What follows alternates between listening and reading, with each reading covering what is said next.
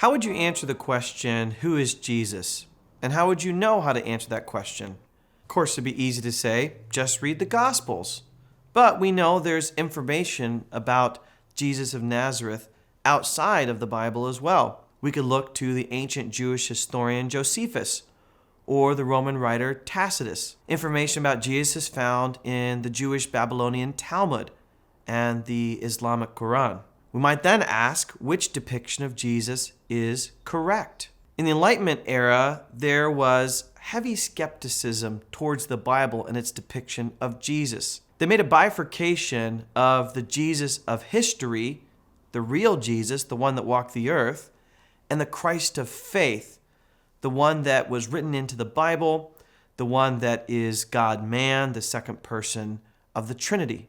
The claim of many skeptics of that era was that the early Christians turned the historical Jesus from a man into a myth. This phenomenon led to the quest for the historical Jesus. In the 20th century, we find a second quest of Jesus launched with a new interest, methodology.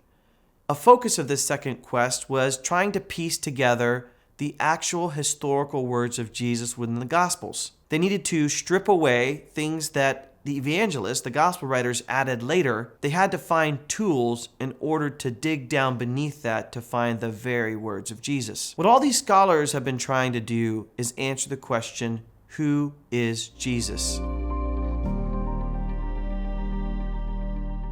We've learned that some of the dynamics involved in answering that question include studying contextual factors. How does Jesus fit into the framework of his own time and culture in the first century?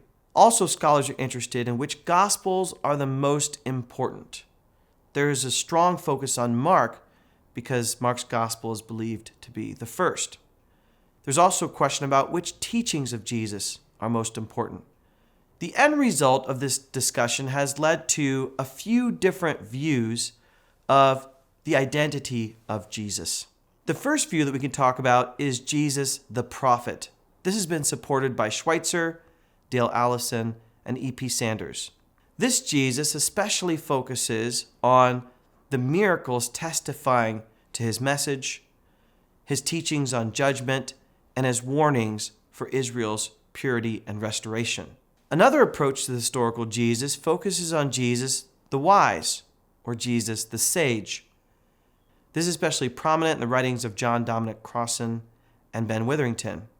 This approach focuses on Jesus' ethical teaching, his parables, and how Jesus himself embodies the wisdom of God.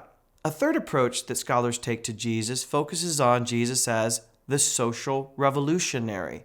Richard Horsley has been especially influential in this perspective, where Jesus is viewed as a political figure confronting the Roman Empire and Jews who collaborate with Rome. Finally, several scholars focus on Jesus as the true Messiah and King of Israel. What the focus tends to be on is Jesus as the true leader and king of his people. The deeper questions swirling around these quests for the historical Jesus deal with major issues like who decides who Jesus is? Is it the church or the academy?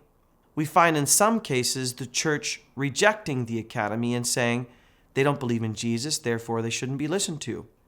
And in many cases, we find the academy rejecting the church, saying the church is too biased to offer a legitimate study of Jesus.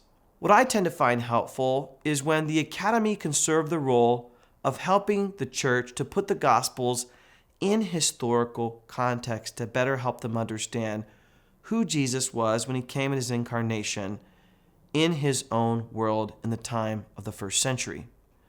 At the same time, it's important to recognize the academy is not neutral and certainly not perfect. I appreciate this sobering statement from respected scholar Dale Allison. Jesus seems friendly to evangelical Protestantism in books written by evangelical Protestants, and he's a faithful Jew in books written by non-Christian Jews who want to reclaim Jesus. It is easy to be suspicious here. You could do anything with statistics, and you could do anything with Jesus. This is a sobering warning as we engage with important questions about the historical Jesus. It's important to listen to both church and academy.